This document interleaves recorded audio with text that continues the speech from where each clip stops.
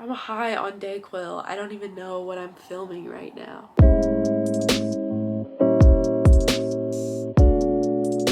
Hi besties, welcome. I hope you're doing well.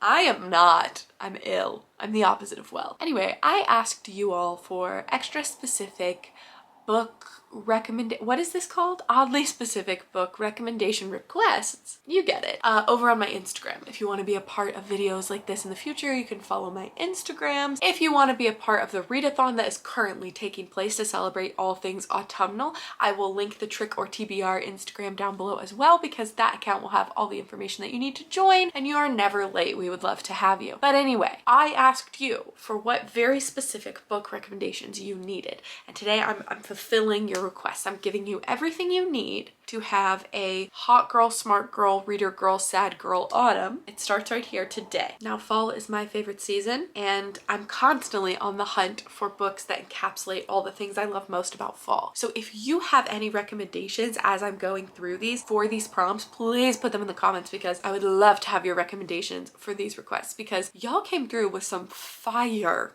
specific book requests. So let's go ahead and get started instead of beating around the bush. First, somebody asked for a book that feels like a Nora Ephron movie, and oh my god, am I so glad that you asked, because I love Nora Ephron movies. I consider myself somewhat of a rom-com connoisseur, a Nora Ephron expert, if you will. And my credentials to prove this to you are simply that my favorite movie in the entire world is When Harry Met Sally. And I can quote the entire thing from beginning to end. And if that's not enough for you, I don't know what to tell you. You're asking too much. But I have a specific author to recommend to you if you love Nora Ephron movies, and that is Emily Henry, a self-proclaimed Nora Ephron lover as well, so we can trust that she's taking inspiration from the greats. Emily Henry's books encapsulate the feeling of Nora Ephron movies that have hilarious main characters, warm, cozy romances, but they aren't too sickly sweet. They aren't overly saccharine. It doesn't feel like a Hallmark movie. It feels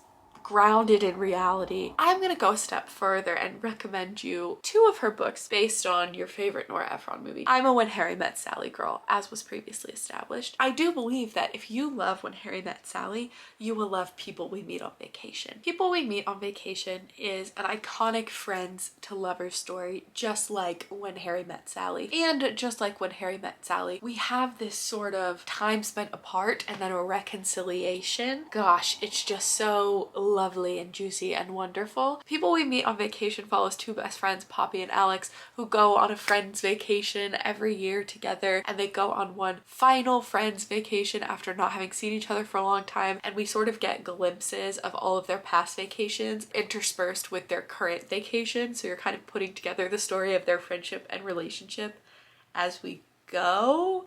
Chef's kiss. Poppy, our main character, reminds me a lot of Sally, just in her same sort of brand of neuroses. Alex from People We Meet on Vacation doesn't necessarily remind me of Harry, but the dynamic between the two of them is really similar, and I just loved this book. I ate it up. If You've Got Mail is your favorite Nora Ephron rom-com, you've got to check out Book Lovers, because Book Lovers, like You've Got Mail, is sort of an enemies to lovers moment, but it's also about working professionals who are sort of battling in their field, but then they get to know each other in this small town. Book Lovers follows Nora, who is a literary agent, and she's sort of a shark. Emily Henry really turned the stereotype of the female protagonist of a rom-com on its head, and she made the female protagonist a woman who's determined to get what she wants and who puts career before anything else. So it takes a very special certain someone in Charlie Lastra who gives Roy Kent energy, and thus I am in love with him, but it takes Charlie Lastra to thaw Nora's heart a little bit, or at least to meet her at the same level of frozen that people consider her to be. There's also really great relationships and characters outside of the romance plot. Those are my two. Someone asked for a book to read under the blanket with a flashlight, and to me that means you want a page turner, something that you can't put down so you have to keep reading it after bedtime, but also maybe a scary element, something spooky's happening. I'm gonna recommend Pet Sematary by Stephen King. I read this book last year and it was so much fun and so creepy. I don't usually get genuinely scared by books or movies, but I love horror. And this book had some moments that genuinely freaked me out. Pet Sematary follows this family. Basically, they move into this house and they find in the woods this cemetery where kids from many, many generations past have traditionally gone. When one of their family pets dies early on in their stay in this house, they bury it in the pet cemetery. And then things get really fucking creepy because the cemetery is not a normal cemetery. There is a bit about like an ancient Native American burial ground that it gives you the ick a little bit, but if you can compartmentalize that part of the book, I think it is genuinely scary. You really care about the characters, which makes the book a lot scarier, and overall it just really preys upon some of the things that we as humans are deeply afraid of and don't want to talk about. And Stephen King has famously said that Pet Sematary is his book that he's written that scares him the most. He said he was genuinely afraid of what he was writing while he was writing it. So it's pretty freaky. A lot of people ask for books that give off Gilmore Girls vibes. Specifically, somebody asked for a book that feels like Rory Gilmore's sweater. I am gonna recommend Little Women by Louisa May Alcott. For a lot of reasons, Little Women and Gilmore Girls stand side by side in my head. And I think a big part of it is because they're both stories that center around women, in which the relationships to other women and to family members are the primary relationships in the book, as opposed to romantic relationships being the primary relationships that we're focusing on. Both stories are just so cozy and they don't shy away from the hard things, but at the end of the day, they're rooted in hope and warmth. They're so special to me. The thing I love so much about both of these stories is that the very, very main point is that there are women who have career aspirations or artistic aspirations beyond the home. And it's all about women breaking the mold. I think both just make me feel so grateful to be a woman, and they make me feel really connected to that part of myself while also making me feel like I'm wrapped up in the biggest chunky knit sweater. Little Women is one of my very favorite books of all time, and Gilmore Girls is my favorite show of all time. So somebody asked for a book about non-romantic love, which is one of the prompts for the Bloomin readathon that is going to be run all throughout November by one of my best friends, Allie, over at Allison Pages, and Kirsty at Kirsty Reads. And I love this prompt so much because I love stories that prioritize non-romantic love. I think we experience so much of it in our lives, but so many books and stories and movies are focused so much on that sort of all-consuming romantic love that we forget to celebrate the platonic love or familial love or friend love that we have for people. And I just love that this is one of the prompts for the Bloomin readathon. Y'all really knocked it out of the park with that one. And my recommendation for you is Nothing to See Here by Kevin Wilson. This is actually one of the books I recommend the most because anytime people ask me for audiobook recommendations, this is the first one I say because the narrator of the audiobook is incredible. But this book is so lovely and just Nothing to See Here is about a woman who's sort of lost, doesn't know what she's doing career-wise.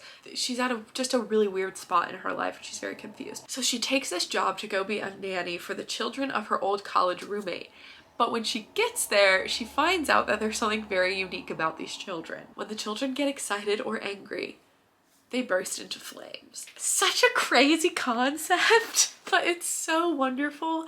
While the book has elements of romantic love in it, the main relationship and focus of the book is finding and creating family with really unlikely people that you meet in your life. And so the book is mainly about our main character's journey to sort of really learn to care for these kids, and I just can't recommend it enough. A couple people asked for books with Fleabag vibes, and Fleabag, I said Gilmore Girls is my favorite show, but it might be Fleabag. I don't know. Fleabag, I think, is pretty much the greatest television show ever written. If you haven't watched it, you should watch it. But I think the vibes that people are wanting when they ask for recommendations of Fleabag is sort of this witty, no fucks given young professional woman who's feeling a little bit lost but is making her way by using humor. Like, that is the root of what Fleabag is. So I have two recommendations for you. One is Slow Days, Fast Company, The World, the Flesh in LA by Eve Babbitt. It's fictionalized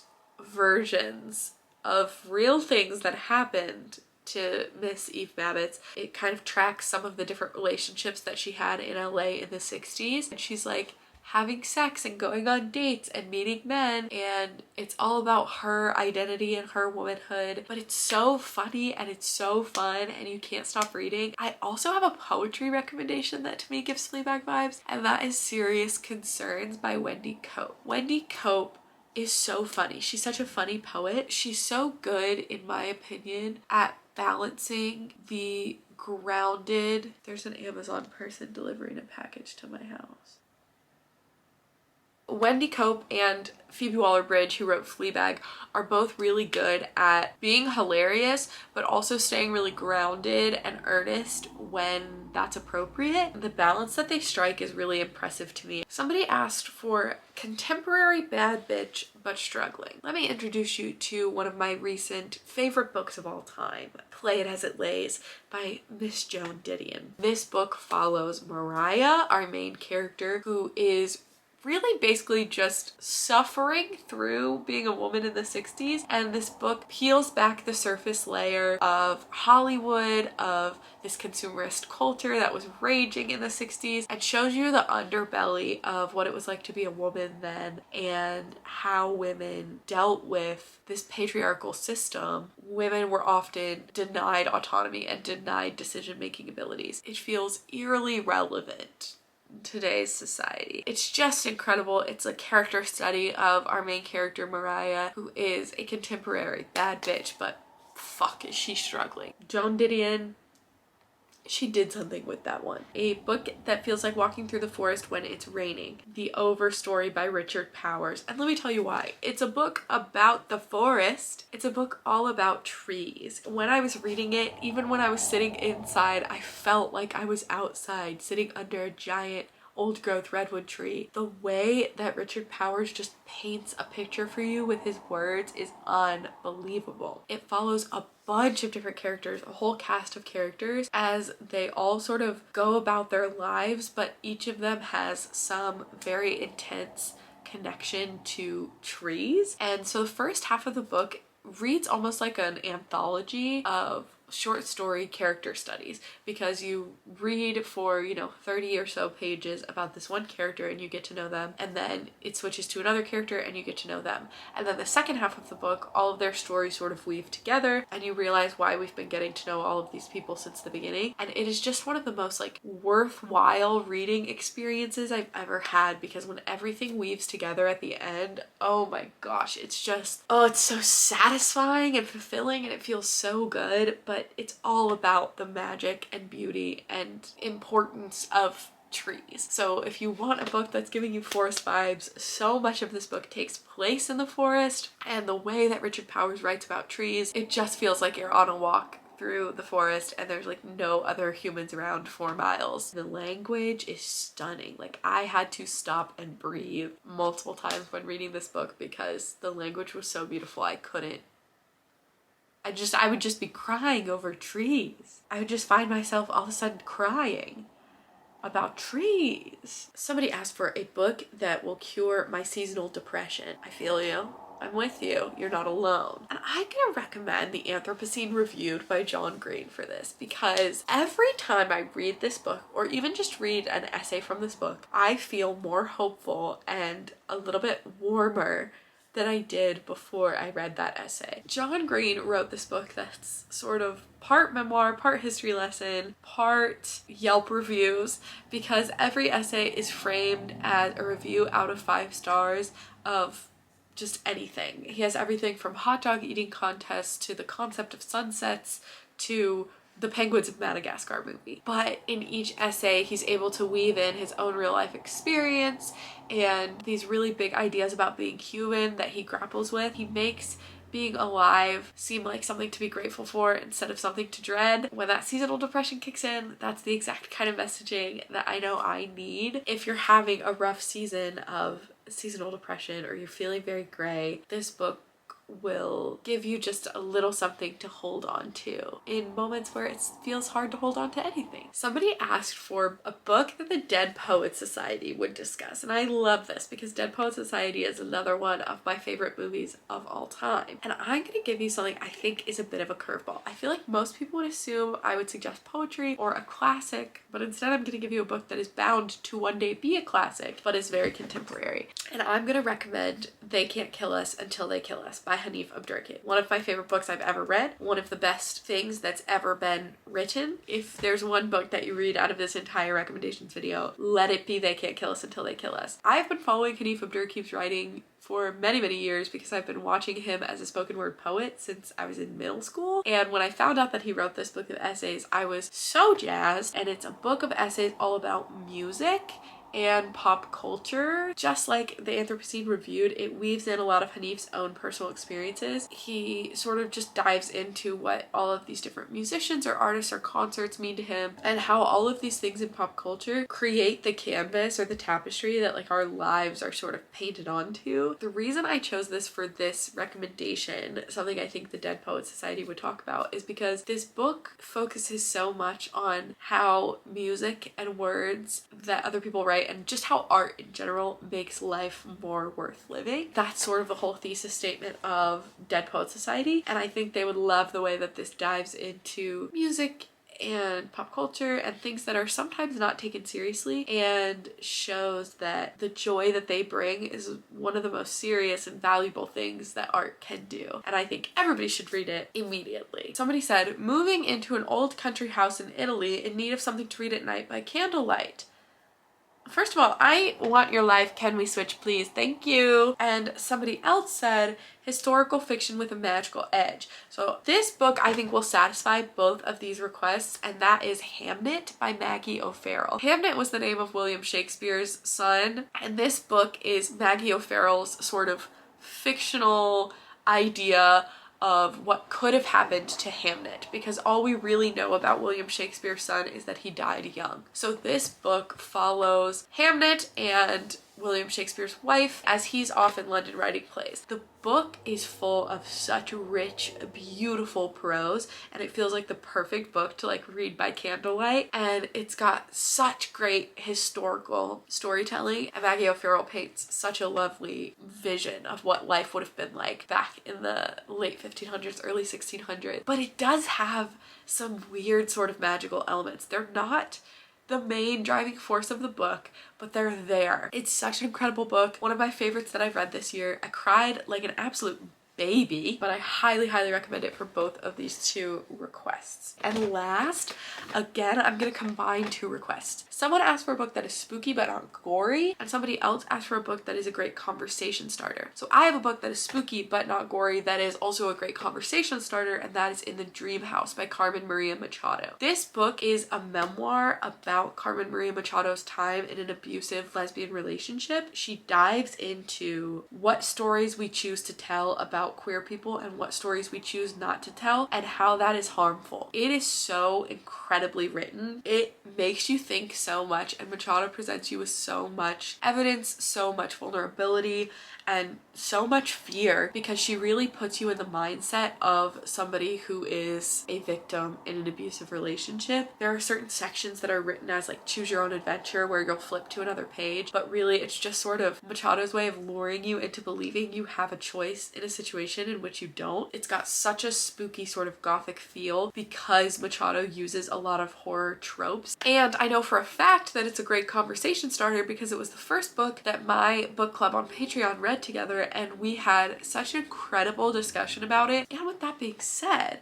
if you're interested in joining a really awesome book club where we have incredible conversations, you can join for just $2 a month at my Patreon, which I'll link down below in the description. And next month we'll be reading Beartown by Frederick Bachman, which was chosen by my patrons. We would love to have you. I feel that I have given you many fall book recommendations based on your very specific requests. Please give this video a like if you got any good recommendations. Comment down below if you have any recommendations for these prompts or just any other fall book recommendations. I'm always in need. Subscribe and turn on post notifications if you haven't already so you don't miss any of my videos. And in case you haven't heard it today, I love you. Bye.